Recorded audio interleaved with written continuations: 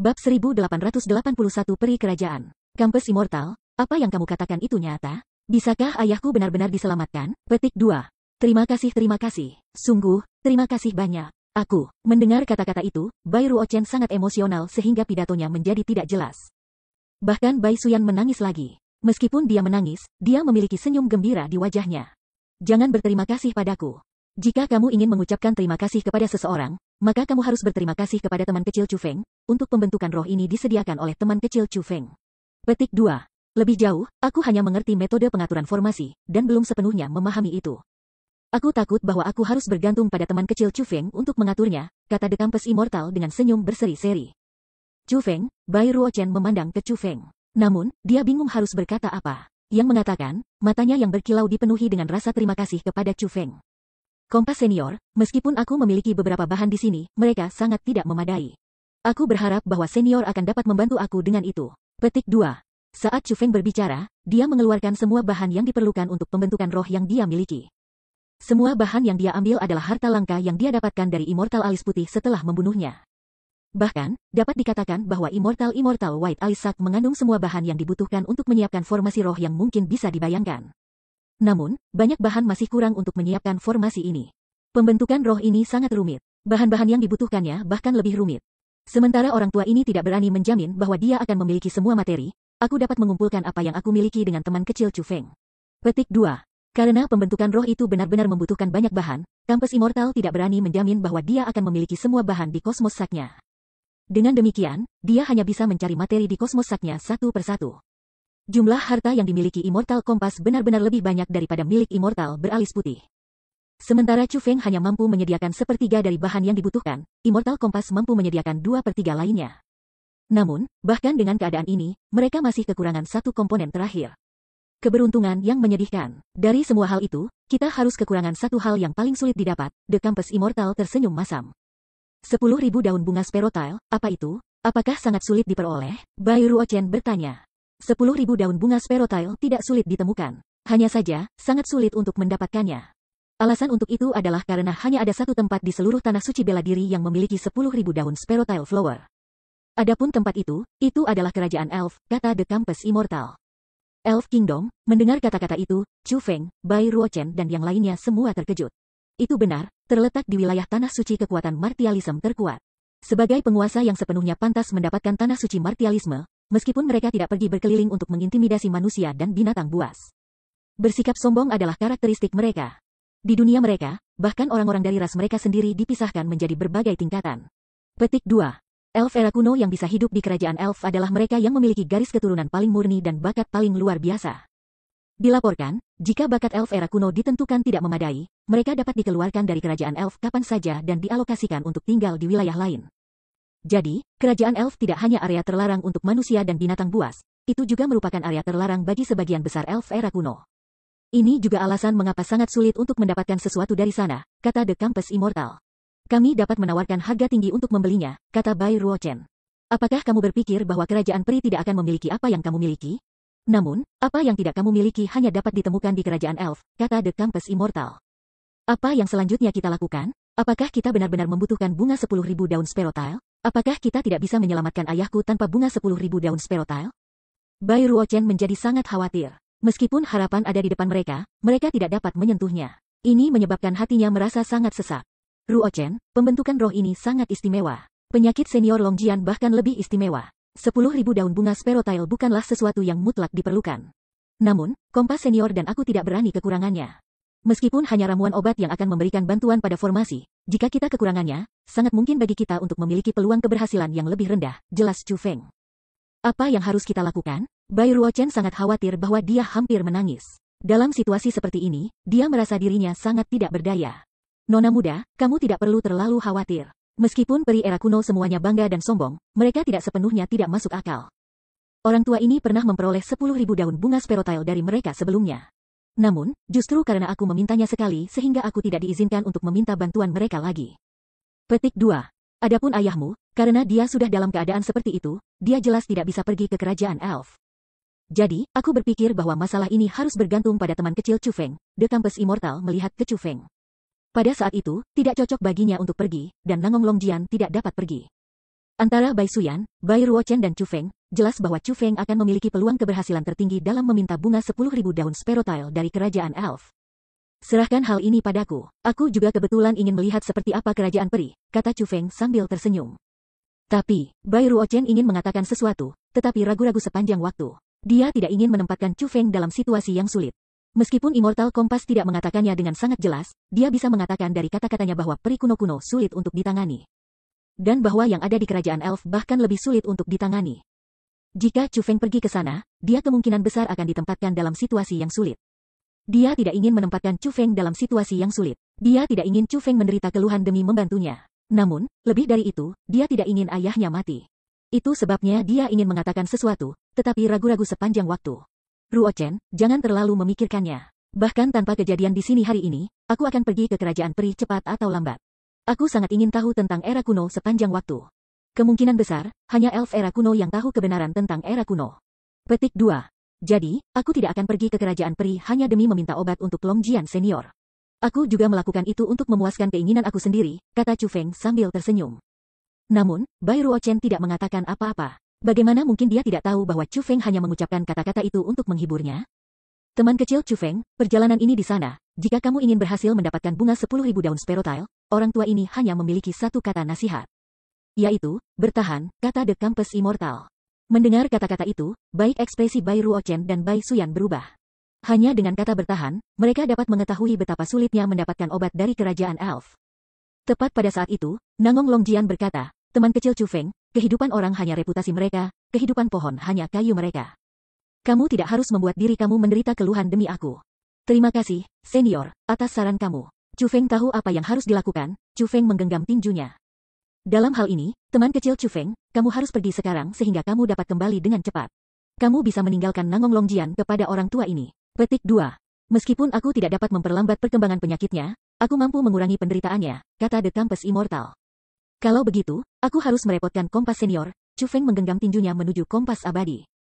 Kemudian, dia ngelirik Bai Ruochen dan berkata sambil tersenyum, jangan khawatir, aku pasti akan kembali dengan bunga 10.000 daun Sparrowtail. Setelah selesai mengatakan kata-kata itu, Chu Feng meninggalkan gua. Sendiri, ia melanjutkan ke tanah suci Martialism yang sudah lama ada kekuatannya, kerajaan Elf. Saat perjalanan akan ada sangat lama, demi menghindari perhatian, Chu Feng mengenakan jubah di atas dirinya dan menutupi penampilannya. Selain itu, untuk sebagian besar waktu, dia menyembunyikan dirinya di dalam kekosongan ketika dia melakukan perjalanan. Orang-orang bahkan tidak dapat melihatnya. Bab 1882 menolak masuk. Dalam perjalanannya ke kerajaan Elf, Chu Feng berhasil menemukan banyak berita, yang sebagian besar berkaitan dengan pertempuran antara dia dan 4 klan kekaisaran besar. Hanya, Chu Feng menemukan bahwa, memang, semakin banyak informasi tersebar, semakin tidak dapat diandalkan dan semakin luar biasa jadinya. 4 klan kekaisaran besar jelas hanya meminta maaf padanya. Namun, dari mulut orang-orang tertentu, yang benar-benar menjadi 4 kekaisaran-kekaisaran besar berlutut padanya dan memohon padanya untuk pengampunan. Chu Feng merasa sangat tak berdaya mengenai hal semacam ini. Tidak heran banyak orang tidak percaya pada rumor. Lagi pula, rumor ini benar-benar terlalu tidak masuk akal. Satu hal yang layak disebutkan adalah bahwa, setelah apa yang terjadi, Aula Gelap benar-benar memasuki garis pandang orang-orang. Praktis semua orang berbicara tentang Aula Kegelapan, kekuatan misterius itu. Namun, Chu Feng bisa mendeteksi bahwa Aula Kegelapan tampaknya telah menghilang setelah pertempuran di klan Kekaisaran Simen. Tidak ada berita baru tentang mereka sama sekali. Alasan untuk itu adalah karena orang banyak hanya mendiskusikan Aula Kegelapan dalam pertempuran di klan Kekaisaran Simen. Ini berarti bahwa Aula Gelap tidak mengambil tindakan terbuka sejak pertempuran itu. Setelah melanjutkan perjalanannya untuk beberapa waktu, Chu Feng akhirnya tiba di wilayah tanah suci kekuatan Martialism terkuat, Kerajaan Peri. Seperti yang diharapkan dari kekuatan yang telah ada sejak era kuno. Tampaknya elf era kuno telah menempati tempat paling indah di tanah suci Martialisme.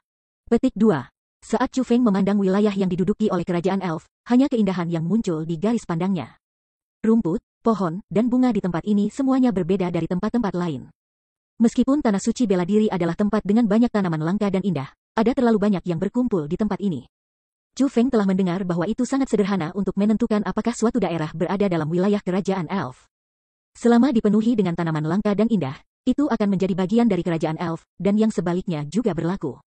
Pada saat itu, Chu Feng telah tiba di wilayah kerajaan elf. Meskipun dia telah memasuki jangkauan kerajaan elf, Chu Feng tidak melihat benteng legendaris mereka. Chu Feng tahu bahwa wilayah kerajaan peri sangat luas, mereka praktis memonopoli seluruh domain. Dengan demikian, dia tahu bahwa dia harus terus melanjutkan ke dalam jika dia ingin mencari peri kuno. Tempat ini benar-benar indah, dalam perjalanan mereka ke dalam, bahkan Ratu-Ratu Egi tidak dapat menahan diri untuk tidak memuji pemandangan indah dari tempat ini. Cantik, benar-benar indah, rumputnya hijau dan bersinar dengan kilau. Semua bunga berbeda satu sama lain, dan tampak sangat indah. Seperti rumput, mereka juga berkilauan. Bisa dimengerti jika itu hanya sekuntum bunga. Namun, sejauh mata memandang, pancaran multiwarna tanpa batas berkilauan dengan cara yang sangat cantik dan mempesona. Berjemur dalam kilau mereka, orang akan merasa seolah-olah mereka telah memasuki dunia ilusi. Faktanya, langit di sini tidak lagi biru. Sebaliknya, itu multiwarna. Awan di tempat ini tidak lagi putih. Sebaliknya, mereka berkembang dengan cahaya. Selanjutnya, berbagai pulau kecil mengambang di udara. Selanjutnya, Chu Feng bisa melihat air terjun di satu pulau dengan air mengambang langsung ke tanah seperti naga perak yang terbang langsung ke dunia manusia. Wos, wos, wos, wos. Namun, sebelum Chu Feng bahkan melihat benteng kerajaan peri, 4 sosok dengan cepat terbang ke arahnya. Pada akhirnya, mereka tidak hanya memblokirnya di udara, mereka juga mengelilinginya. Mereka adalah 4 elf era kuno, sama sekali berbeda dari elf era kuno yang pernah ditemui Chu Feng sebelumnya. Mereka adalah 4 lelaki tua. Meskipun mereka sudah sangat tua, mereka masih memiliki penampilan yang sangat tampan. Yang paling penting, mereka benar-benar memancarkan aura kaisar marsial peringkat 3. Peringkat 3 kaisar marsial, eksistensi macam apa mereka? Mereka adalah ahli setara dengan klan kepala kekaisaran 4 besar. Namun, melihat 4 orang di sekitarnya, jelas bahwa mereka tidak memiliki status setinggi itu. Bukan karena Chu Feng meremehkan mereka, namun, Chu Feng merasa bahwa mereka berempat hanya penjaga. Untuk menggunakan peringkat 3 kaisar bela diri sebagai penjaga. Hanya ini sudah cukup untuk menunjukkan betapa kuatnya kerajaan peri. Kamu harus menunjukkan dirimu sekarang, pemimpin keempat berbicara dengan suara dingin. Pada saat itu, Chu Feng memperhatikan bahwa mereka berempat memegang benda seperti cermin di tangan mereka. Itu adalah peta roh dunia khusus. Posisi Chu Feng telah dikunci oleh peta roh dunia itu.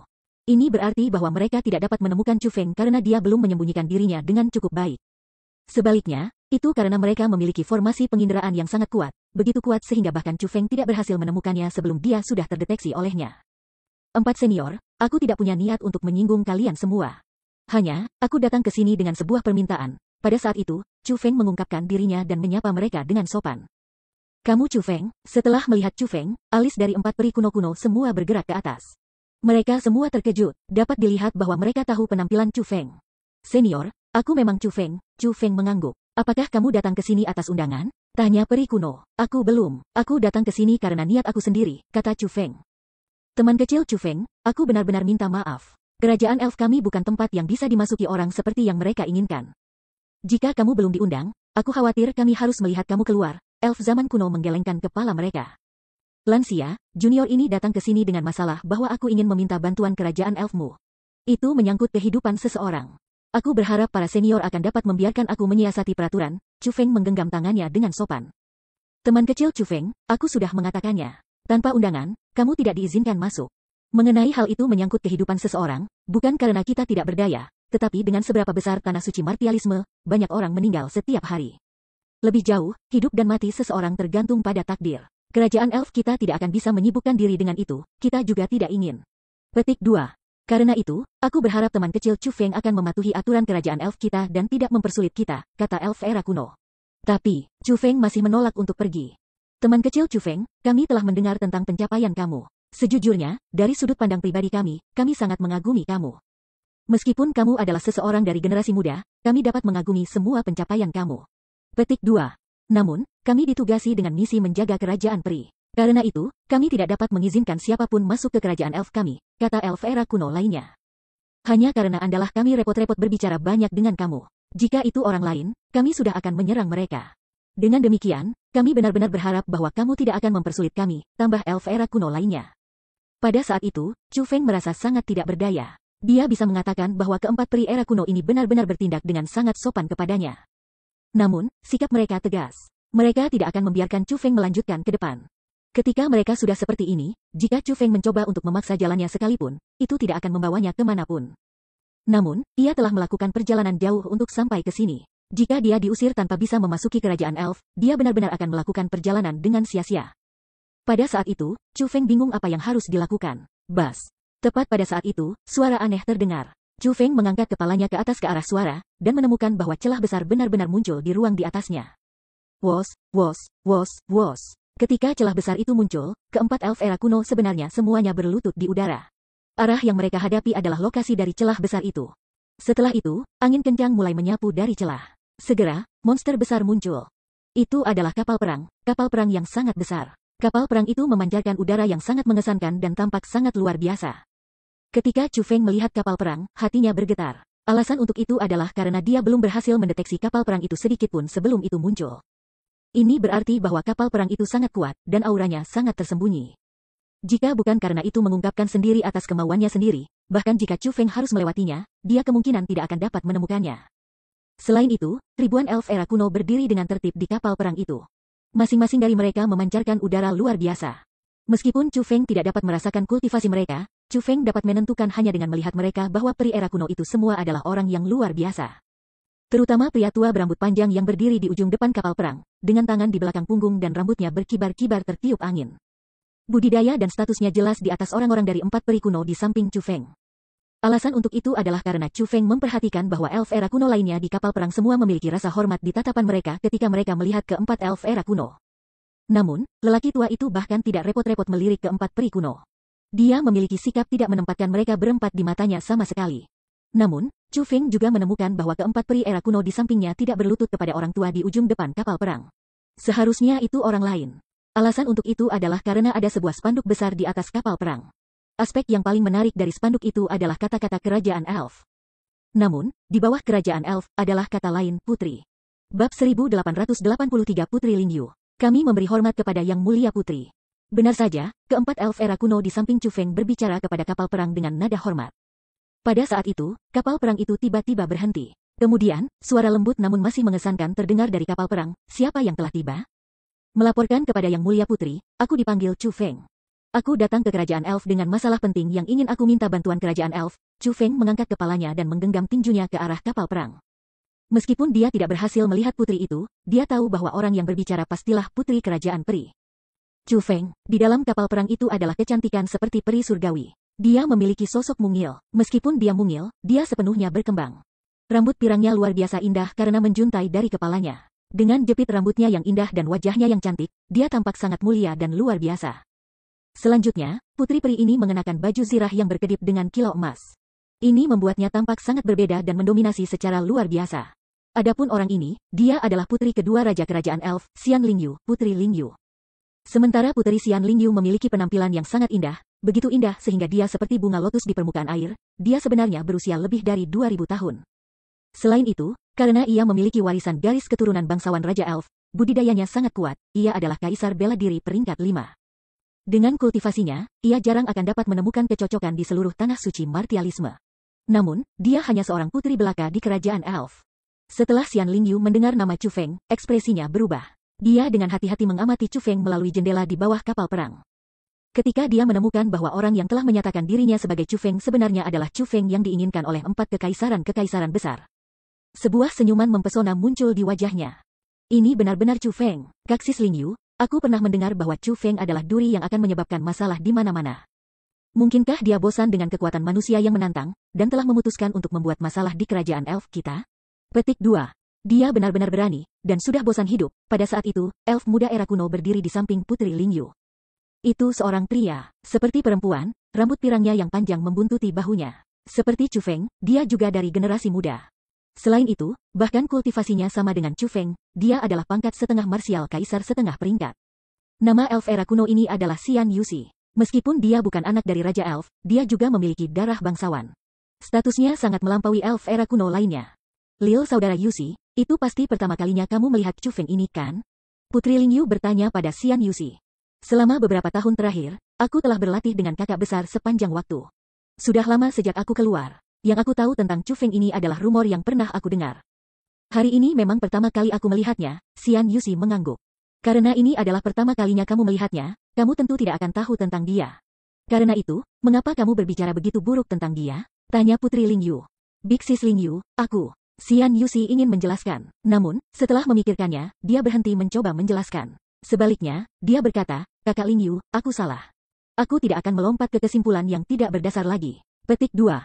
Itu lebih seperti itu, Putri Lingyu tersenyum ringan. Lalu, dia melihat ke bawah ke arah Chu Feng lagi. Chu Feng, kamu harus cepat pergi. Orang yang ada di kapal perang itu adalah Putri Lingyu. Dia bukan seseorang yang bisa membuatmu tersinggung. Pada saat itu, melihat kapal perang Putri Lingyu masih ada di sana, dan Putri Lingyu diam sepanjang waktu. Peri kuno di samping Chu Feng diam-diam mengirim transmisi suara ke Chu Feng mendesaknya untuk pergi. Mereka takut bahwa Chu Feng akan membuat marah Putri Lingyu. Tepat pada saat itu, suara Putri Lingyu terdengar lagi. Chu Feng, kamu mengatakan bahwa kamu datang ke kerajaan peri kami dengan permintaan, apa itu? Yang mulia, aku membutuhkan 10.000 daun bunga putri duyung kerajaan peri untuk menyelamatkan hidup seseorang, Chu Feng berbicara dengan jujur. Hidup siapa yang kamu coba selamatkan? Tanya Putri Lingyu. Chu Feng ragu-ragu sejenak dan kemudian berkata, tidak pantas bagiku untuk berbicara tentang siapa orang itu. Aku berharap yang mulia akan memaafkan aku. Petik 2. Lagi pula, Nangong Longjian adalah seseorang dengan temperamen yang sangat jujur. Tidak akan terhindarkan baginya untuk menyinggung banyak orang di tanah suci martialisme.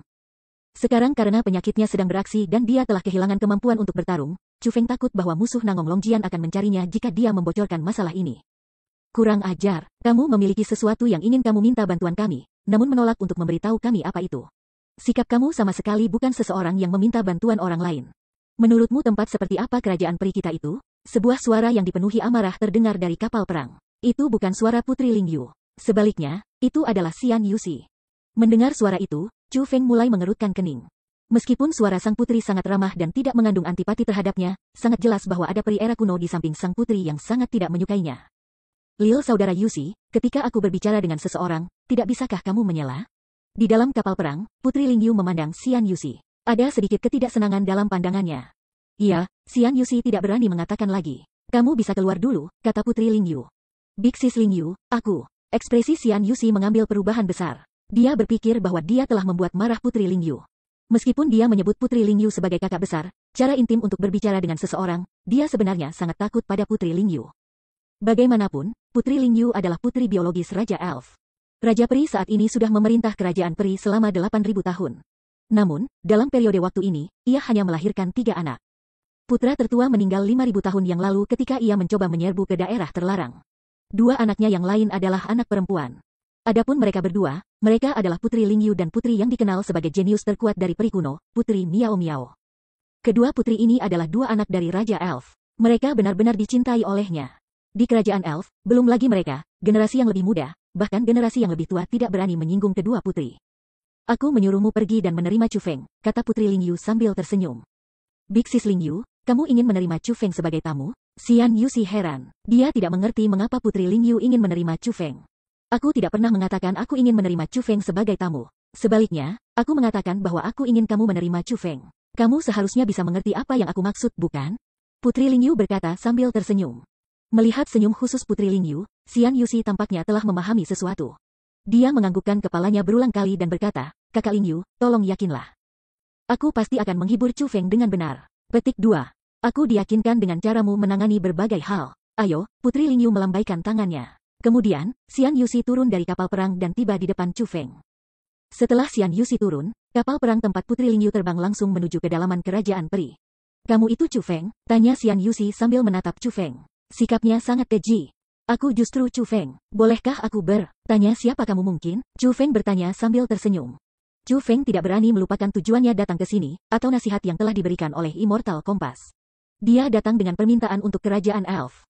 Dengan demikian, meskipun dia bisa mengatakan bahwa Xian Yuxi ini dipenuhi dengan permusuhan ke arahnya dengan tatapan tunggal, Chu Feng masih harus sangat sopan.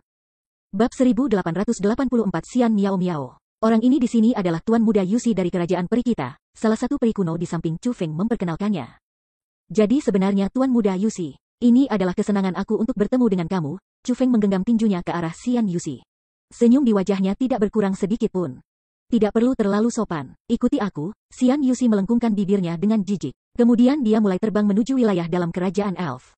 Melihat itu, mata Chu Feng sedikit menyipit. Dia tidak tahu niat macam apa yang dimiliki Xian Yuxi agar dia mengikutinya.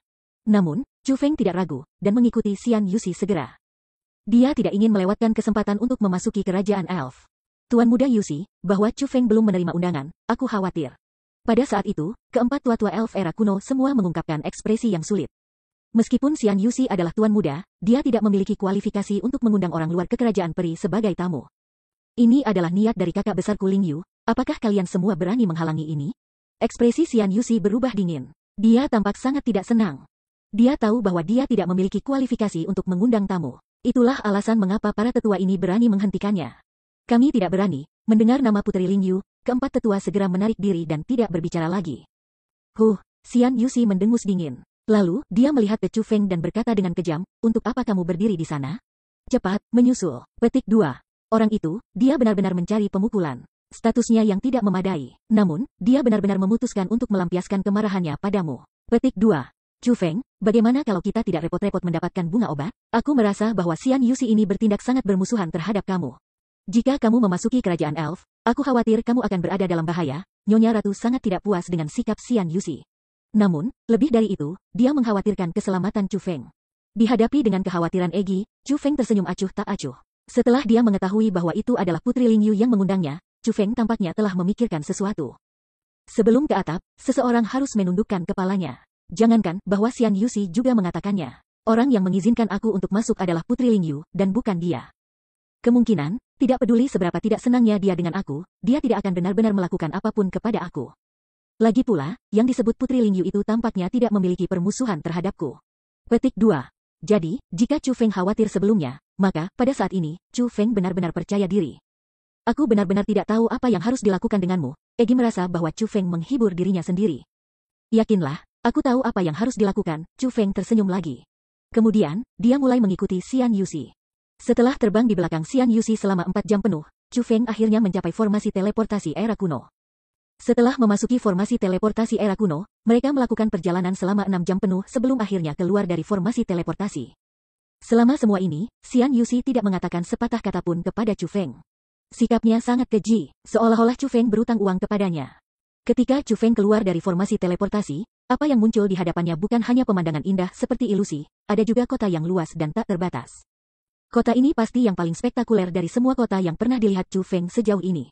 Gerbang kota yang sangat besar dan tembok kota mencapai awan dan memenuhi garis pandang seseorang. Permata besar tertanam di gerbang kota dan tembok kota. Permata-permata itu semuanya berbeda warna, dan tidak berdesakan bersama. Ketika dikombinasikan dengan batu bata putih dan ubin atap biru, permata tampaknya sangat penting untuk keindahan dan kemuliaan kota. Kerajaan elf benar-benar luar biasa. Pada saat itu, bahkan Egi tidak dapat menahan dirinya dari penjelajahan kerajaan elf. Dia tidak hanya memujinya karena kota yang luas itu dibangun dengan begitu indahnya. Itu terutama karena setiap bata dan ubin di dinding kota semuanya tertanam dengan formasi roh. Itu benar, itu bukan gerbang atau dinding yang tertanam dengan formasi roh. Sebaliknya, itu adalah batu bata dan ubin individu yang tertanam dengan formasi roh yang tidak tergantung satu sama lain. Sebuah kota seluas ini memiliki begitu banyak batu bata dan ubin sehingga tidak terhitung. Justru formasi roh padat yang menyebabkan kota ini memiliki kemampuan bertahan yang sangat kuat. Bahkan, kota ini bahkan memiliki kemampuan ofensif yang sangat kuat.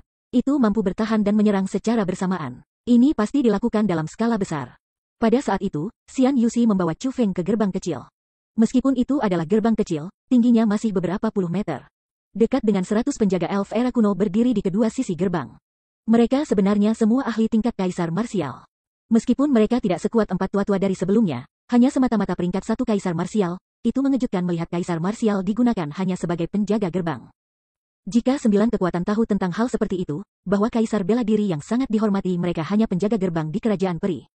Orang akan benar-benar bertanya-tanya pemikiran macam apa yang mungkin mereka miliki. Pada saat itu, Chu Feng menyadari mengapa kerajaan elf dianggap sebagai kekuatan terkuat di tanah suci martialism. Sebelumnya, kekuatan lain benar-benar sangat kecil. Tunggu aku di sini, kata Xian Yuxi dengan dingin. Setelah selesai mengatakan kata-kata itu kepada Chu Feng, dia melewati gerbang. Adapun Chu Feng, dia berdiri di sana dan mulai mengagumi pemandangan kerajaan elf yang tak terbayangkan indah. Saat langit sudah gelap, bunga-bunga tanaman, dan pohon-pohon yang berkilauan dengan cahaya muncul bahkan lebih terang, bahkan lebih cantik. Hanya, saat Chu Feng melihat pemandangan yang begitu indah, ia mulai merindukan kekasihnya, Ziling, Su Rou dan Su Mei. Jika dia bisa mengagumi pemandangan indah ini dengan kekasihnya, oh betapa hebatnya itu. Untungnya, Egi menemaninya, menyebabkan Chu Feng tidak terlalu sedih. Di kedalaman kerajaan peri adalah istana khusus. Istana ini sebenarnya terbuat dari pohon besar yang istimewa. Meskipun dikatakan pohon, sebenarnya menyerupai bunga yang sangat besar. Alasan untuk itu adalah karena semua cabang dan daun pohon ini sangat indah. Jika tanaman lain di kerajaan elf semuanya hanya berkilauan dengan cahaya, maka intensitas cahaya yang diberikan pohon ini begitu kuat sehingga seperti lentera besar. Yang mampu menerangi semua makhluk hidup di tengah malam. Istana yang luar biasa indah ini adalah area terlarang di era elf kuno. Hanya sedikit orang yang diizinkan memasuki tempat ini. Adapun yang lain, belum lagi masuk, mereka bahkan tidak akan diizinkan mendekati pohon besar ini. Pada saat itu, Putri Lingyu sedang duduk di istana ini. Putri Lingyu telah melepas baju zirahnya yang brilian dan berganti menjadi rok biru panjang. Dia tampak sangat seksi, namun dia bukan penguasa istana ini. Kakak perempuan, akhirnya kamu kembali. Aku merindukanmu sampai mati. Tiba-tiba, kecantikan berlari keluar dari istana. Seperti kelinci kecil yang licik, dia melompat ke dada Putri Lingyu. Dia adalah seorang wanita muda yang berusia sekitar 15 atau 16 tahun. Dia memiliki rambut pirang, mata biru dan telinga runcing. Semua karakteristik khusus ini menggambarkan bahwa ia juga peri kuno.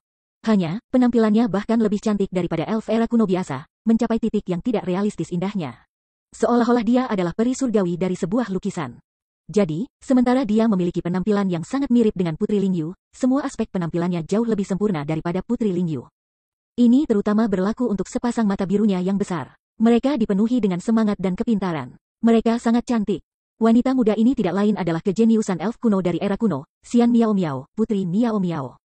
Dia diberi nama Xian Miao Miao oleh ibunya. Adapun mengapa namanya adalah Xian Miao Miao, sangat sedikit orang yang tahu. Bab 1885 Hambatan yang tak terbatas. Oh kamu, setelah makan, kamu harus menyeka mulut kamu. Putri Lingyu mengeluarkan sapu tangannya dan mulai menyeka sudut mulut Xian Miao Miao. Dia tersenyum dengan mata penuh kelembutan. Putri Lingyu terkenal karena sangat ramah. Dia biasanya akan menampilkan sisi lembutnya kepada orang lain.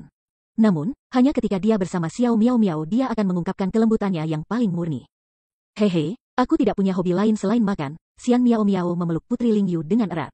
Dengan mata terpejam, dia mulai menggosok wajah kecilnya di pelukan Putri Lingyu tanpa henti. Penampilannya seperti anak kucing centil. Tidak heran jika ibu menamai kamu Miao Miao. Kamu benar-benar anak kucing yang rakus. Putri Lingyu dengan lembut menepuk kepala Xian Miao Miao. Tiba-tiba, tatapannya melintas, dan dia meraih ke bahu Xian Miao Miao. Sambil menatap wajah Xian Miao Miao, dia bertanya, Miao Miao, kultivasimu. Kamu sudah berhasil menembus peringkat 3 kaisar bela diri? Iya, Xian Miao Miao mengangguk sambil tersenyum. Oh kamu, kemajuanmu benar-benar terlalu cepat. Itu jelas hanya beberapa saat sejak terobosan terakhirmu. Meskipun Putri Lingyu mengatakan kata-kata itu, dia sebenarnya sangat senang. Awalnya, hanya laki-laki yang diizinkan mewarisi tahta Raja Elf. Kematian putra tunggal Elf King saat ini setara dengan dirinya yang tidak memiliki penerus untuk naik tahta. Karena itu, dia menginginkan putra lain sepanjang waktu. Namun, setelah kelahiran Xian Miao Miao, dia menyerah pada pemikiran itu. Alasan untuk itu adalah karena dia memutuskan untuk meminta Xian Miao Miao menggantikannya. Untuk itu, dia telah mengumpulkan semua tetua untuk mengadakan pertemuan dengan mereka. Setelah mengetahui niatnya, semua tetua segera menentangnya. Meskipun ayah Xian Miao Miao adalah Elf King, dia masih ditekan oleh mereka.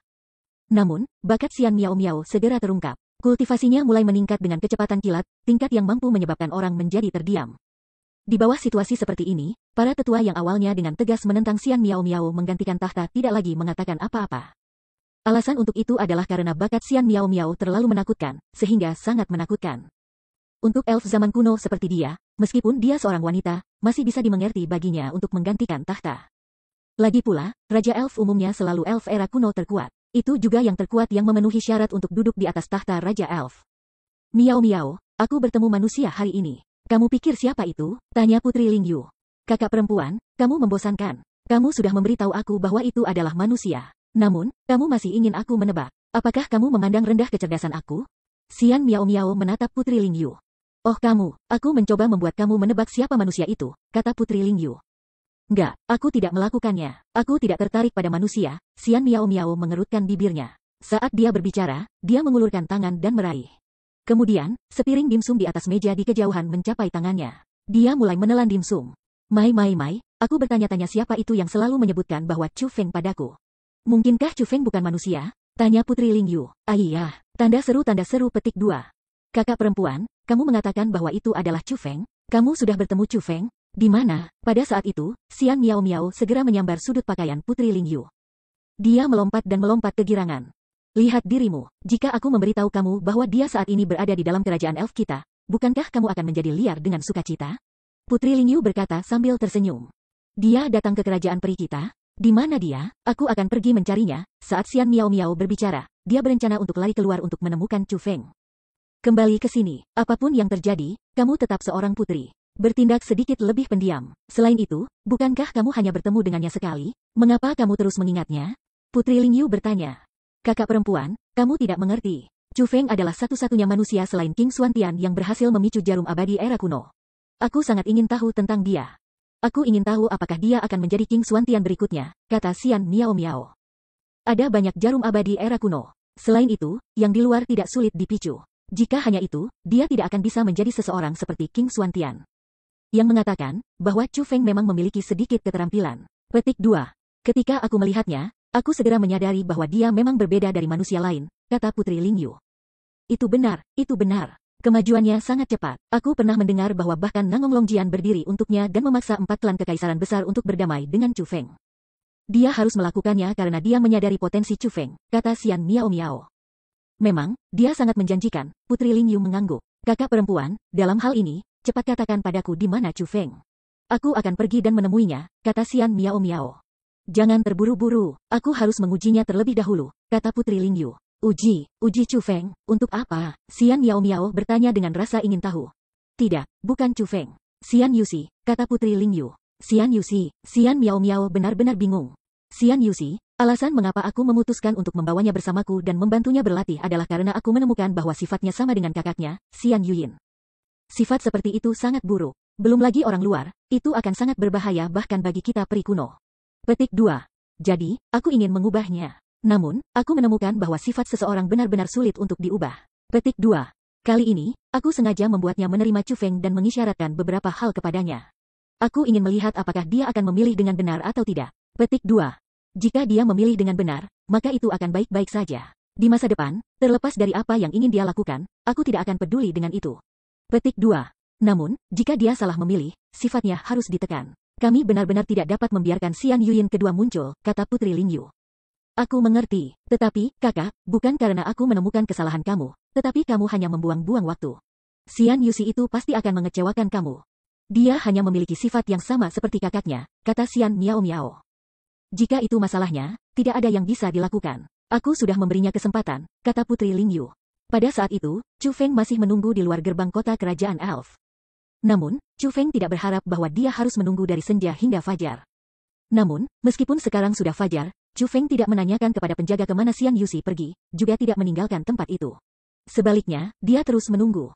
Ketika siang datang, penjaga elf era kuno berjalan keluar dan membawa Chu Feng ke istana tempat Xian Yuxi tinggal. Ayo, Chu Feng, aku benar-benar minta maaf. Aku terlalu lelah tadi malam. Setelah aku selesai mengurus hal-hal aku tertidur sekembalinya aku. Petik 2.